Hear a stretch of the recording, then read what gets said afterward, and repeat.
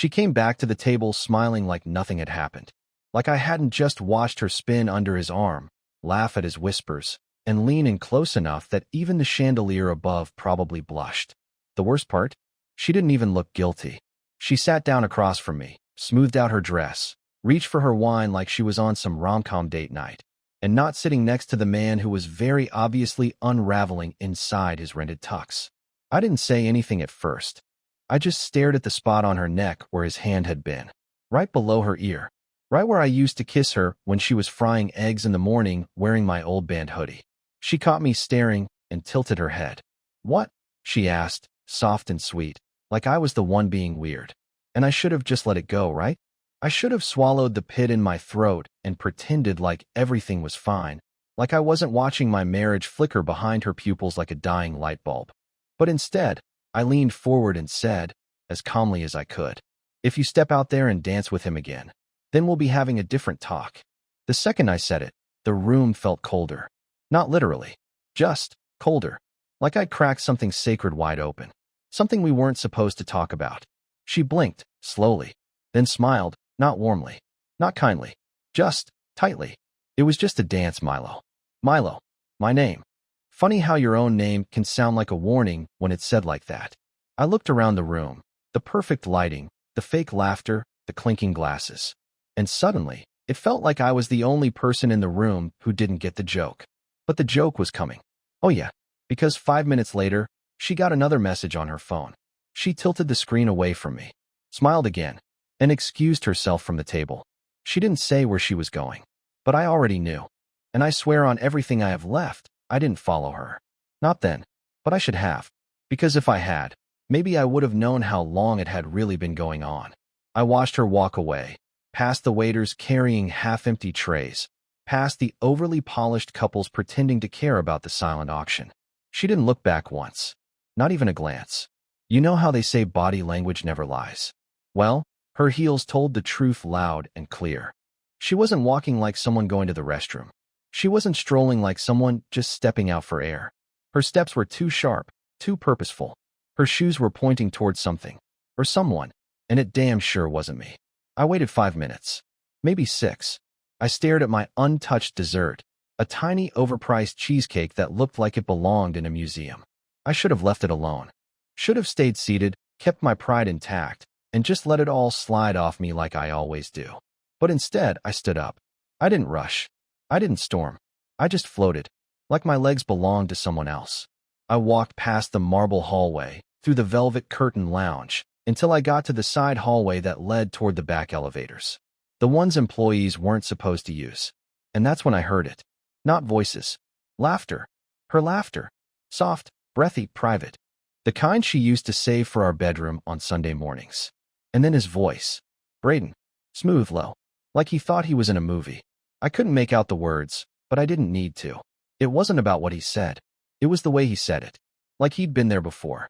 Like he knew how to make her lean in just a little closer. My palms were sweating. I hated how sweaty they were. I hated that I was nervous. I hated that I felt like the side character in my own marriage. I turned the corner. They were standing there. Not touching. Not quite. But the distance between them was wrong. It was that kind of distance that makes people lean forward just to breathe each other in. Her back was against the wall. He had one hand on the marble column beside her head. His tie was loosened. Her lips were parted. Her phone was in her hand, still lit up, like she hadn't even bothered to lock it after reading his message. They didn't see me. Not yet. And for a second, just a second, I thought about walking away, pretending I never saw it, letting it rot quietly inside me like I always do. But then she laughed again, and that laugh broke something in me. So I cleared my throat. Loud enough. They both snapped their heads toward me, startled like teenagers caught sneaking out a bedroom window. And she said the worst possible thing she could have said in that moment. She didn't say, "It's not what it looks like." She didn't say, "I'm sorry." She didn't even say my name. She just said, "Milo, you weren't supposed to be back here." Like I'd walked into the wrong room. Like I was the one who messed up. There was this long, sticky silence after she said it. "Milo, you weren't supposed to be back here." Like I'd barged in on a meeting I didn't have clearance for. Like I was the intern who pushed the wrong conference room door open. And the crazy part? I apologized. I don't know why. It just came out. Some broken part of me thought maybe I was intruding, that maybe I had misunderstood something, that I'd jumped to conclusions too fast. Even though I'd just watched the woman I married blush and giggle in the corner with a guy who had his body angled like he was about to kiss her, if I hadn't interrupted. I mumbled something stupid like, "Sorry, I didn't mean to." And then I just stood there, like an idiot, like a forgotten umbrella in the corner of someone else's life. Braden didn't say a word. He stepped back, slowly, carefully, like he was defusing a bomb. His face didn't show guilt, not even fear, just boredom, like I was some paperwork he didn't want to deal with. Callie, on the other hand, got defensive. Not ashamed, defensive. "You're overreacting again," she said, brushing her dress down even though it didn't need fixing. "We were just talking. You do this every time I get attention from anyone." Every time? There had only ever been one Braden, and we both knew it. But she kept going, her voice rising, not in panic, but control. "You ruin everything, Milo. I finally bring you out for once, and you act like a jealous little." I didn't even hear the rest. My brain short-circuited somewhere between ruin everything and jealous. My ears were ringing, like I was standing in front of a speaker at a concert. Only the music was my dignity getting shredded. I looked at Braden again. He hadn't moved. He didn't need to move. He'd already done what he came to do. The damage was surgical. He wasn't the hurricane. He was the scalpel. Precise, quiet, deadly. Callie stepped toward me, trying to act like everything was fine, like she could still walk out of that hallway with her lipstick intact and her lie half believable. "Let's go sit down," she said. And I did. I followed her back to our table like a dog that had peed on the carpet and was now pretending it hadn't happened. I sat through the rest of that evening nodding politely, eating cheesecake that tasted like ash, clapping at speeches I didn't hear, while Braden gave a toast that had the entire room laughing. Everyone but me. I was watching her the whole time, the way she looked at him from across the room. And it hit me like a brick to the gut, the truth I'd been too cowardly to face. That wasn't the first time. That hallway wasn't the start. It was just the first time I caught her. I wasn't planning to go through her stuff. I want to say that up front because I know how it sounds. I know how it looks. But after that night at the gala, something inside me shifted. Not like a snap or a scream. More like a quiet turn of a doorknob I hadn't noticed before. Like a locked room inside me had just opened, and everything I had been ignoring was suddenly standing there in the middle of the floor. Callie acted normal the next morning. Too normal. She made coffee like she always did, added a little cinnamon like I liked, and even kissed me on the cheek when I sat down at the counter. But it felt performative, like a magician smiling while palming the card. Her eyes didn't linger. Her body language was off. She was moving around me, not with me. I tried to bring up the night before, and she laughed it off like I was being dramatic again. Said I must have misunderstood, misread the energy. Told me I twist things when I get tired. That one got me. When I get tired. Like my exhaustion was the villain. Like my fatigue had hallucinated Braden's hand on the wall behind her, or her laugh echoing in that hallway. Like sleep deprivation had constructed the whole betrayal in high-definition clarity. I didn't argue. I just nodded and said I needed some air. But later that evening, she left her laptop open while she was showering. And I hovered. At first, I just glanced. I told myself I wasn't going to click anything. I wasn't going to open messages or search history. I was just making sure. But her inbox was right there. And something about the way it blinked, like a tiny pulse of light, made it impossible not to click. There wasn't anything obvious. No, "I love you" subject lines. No scandalous attachments. It was subtle, clean, almost too clean. So I dug deeper. She had a folder called Event Planning Docs. Inside were PDFs, spreadsheets, a couple of mock invites. All normal stuff. Until I found one Word doc that stood out. It was titled Q4 Networking List, Personal. I opened it. It was a list of names, mostly coworkers. But next to Braden's name, there were 3 things. A date, 3 weeks ago, a note that said confirmed for dinner, and a third line that simply read, "Remind him no photos this time." That last part made my stomach knot. No photos this time. So there had been a last time. A previous moment. Something worth photographing, and something worth making sure didn't happen again. I stared at that line like it could talk back. My hands were shaking. I felt like a man standing in his own kitchen, realizing the floor beneath him wasn't wood, but a frozen lake that had already started to crack. I closed everything. Didn't delete history. Didn't send myself the file. I just sat there in the quiet, listening to the water running upstairs and wondering what else was still hidden in plain sight. Callie came down 10 minutes later, hair in a towel, humming some tune she probably didn't even realize she was humming. She leaned over the counter, asked if I wanted to watch something light before bed. She said she wasn't in the mood for heavy drama. I looked at her. She didn't look guilty. She didn't look nervous. She looked free, like someone who didn't believe for a second that I'd actually do anything about it. And the worst part? She was right. I couldn't let it go. I tried. I really did. I tried to be the bigger person, the sane one, the mature adult who chooses trust over suspicion. But the thing is, once the thought plants itself in your brain, it doesn't grow like a tree. It spreads like mold, quiet, invisible at first, under the surface. Then one day, you open a drawer and everything smells like rot. Even your toothbrush. That's what it felt like. I couldn't stop noticing things. How she kept her phone face down now. How she laughed too loud when she texted. How she suddenly needed alone time. On weekend mornings, when before we used to make pancakes and watch reruns of that dumb home renovation show we pretended to hate. She was slipping, or maybe I was. But I couldn't just confront her again. I already looked weak, paranoid, pathetic. So I decided to wait. Watch. Document. I stopped reacting, stopped asking, stopped making her feel like I noticed anything.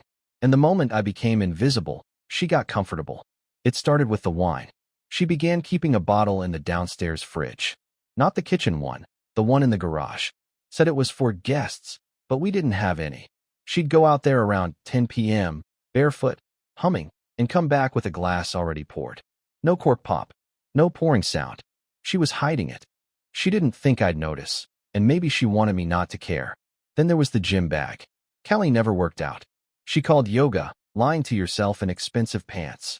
But suddenly she had a gym bag. Expensive, new, still smelling like the mall.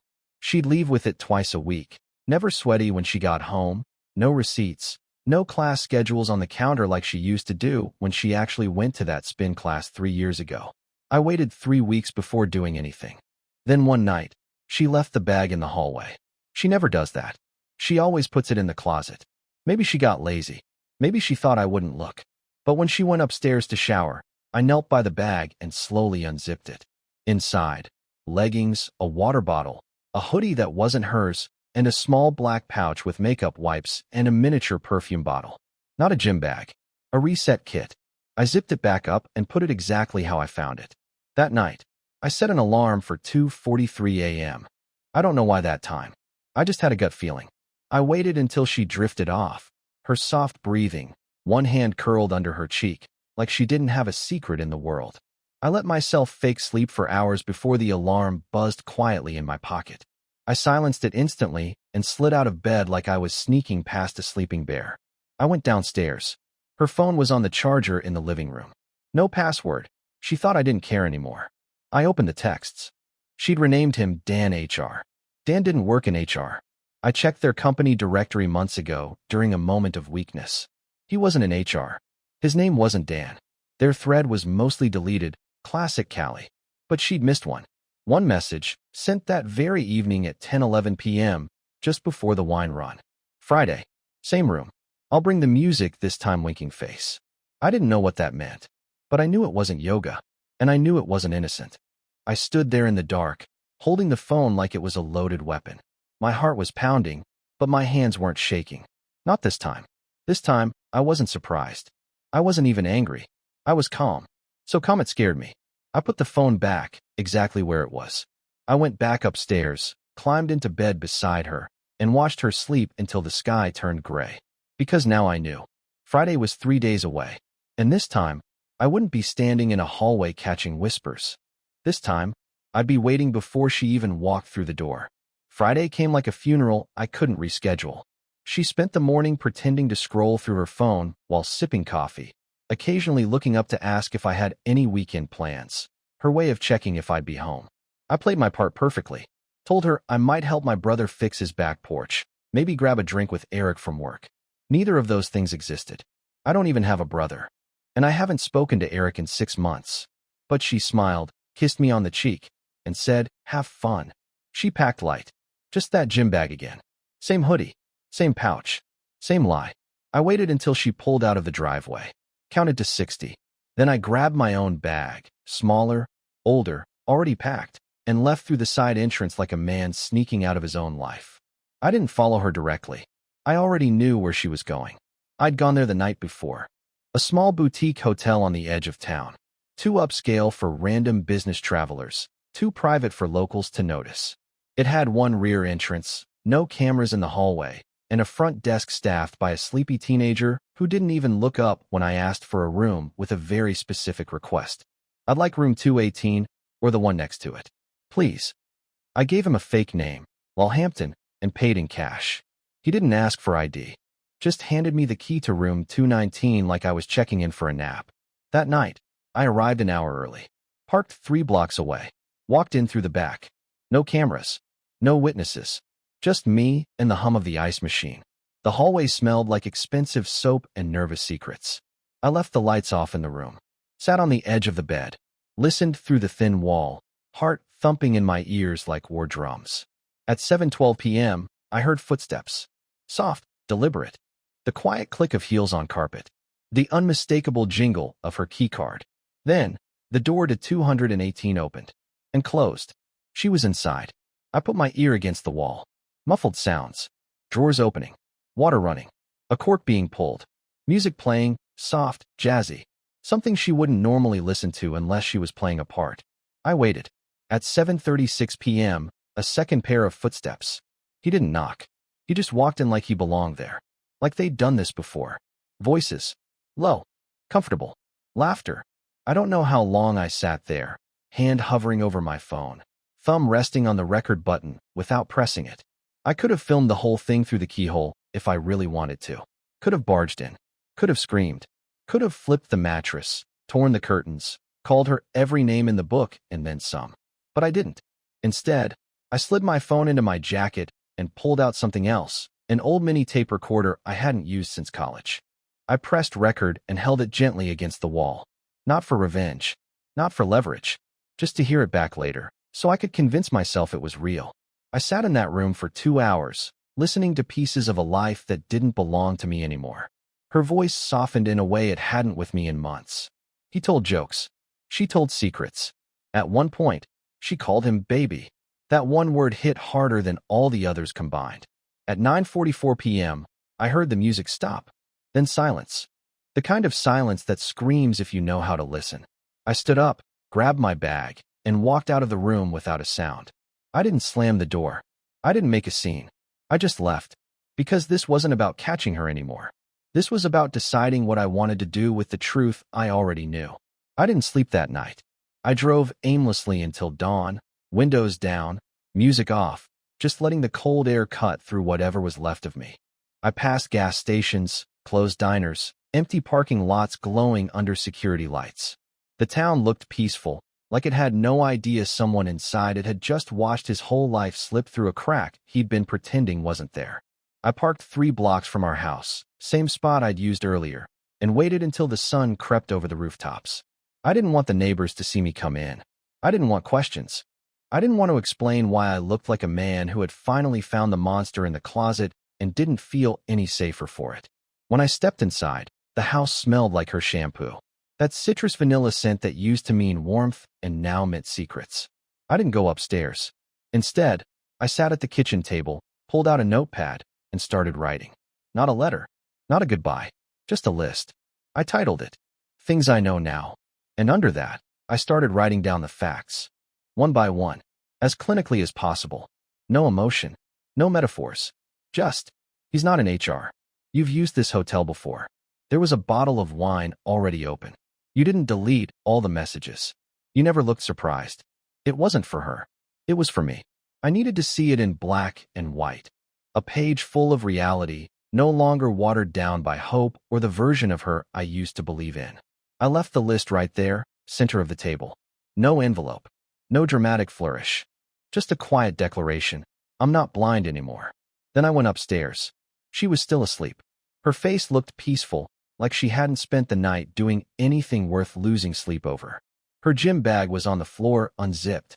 The little perfume bottle had leaked slightly into the lining. The room smelled like roses and deceit.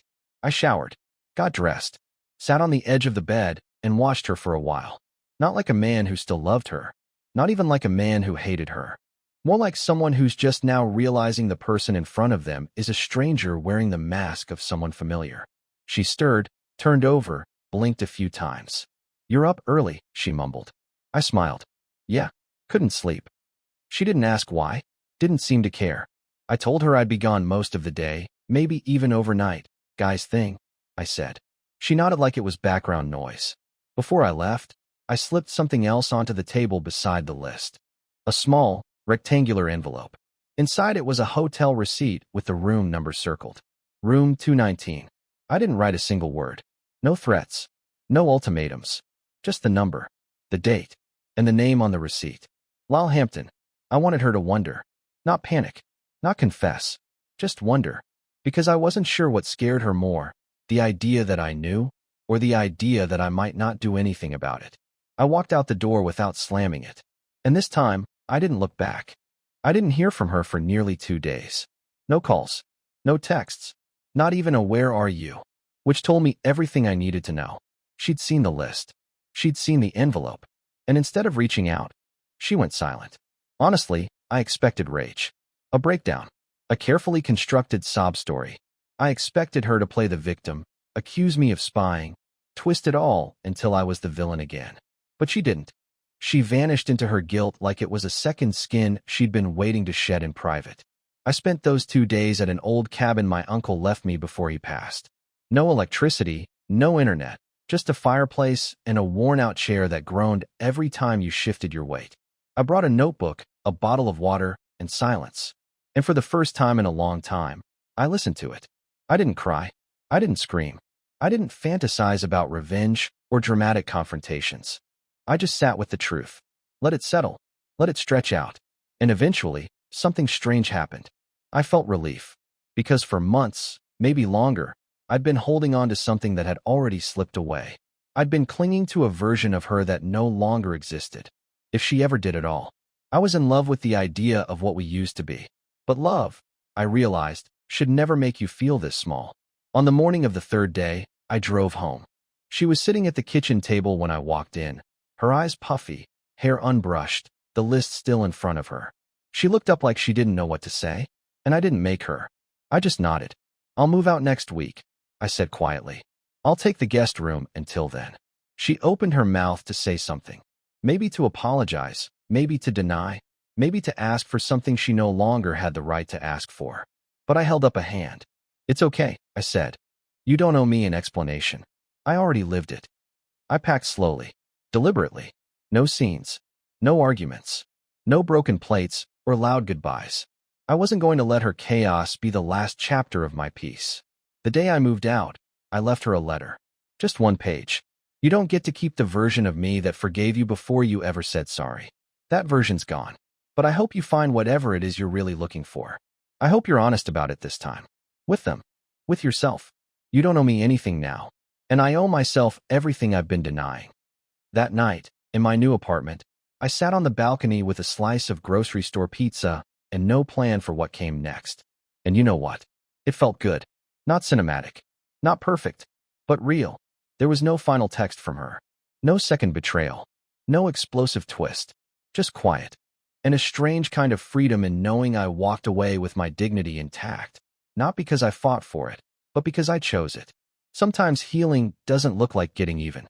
Sometimes healing looks like getting out and not turning back.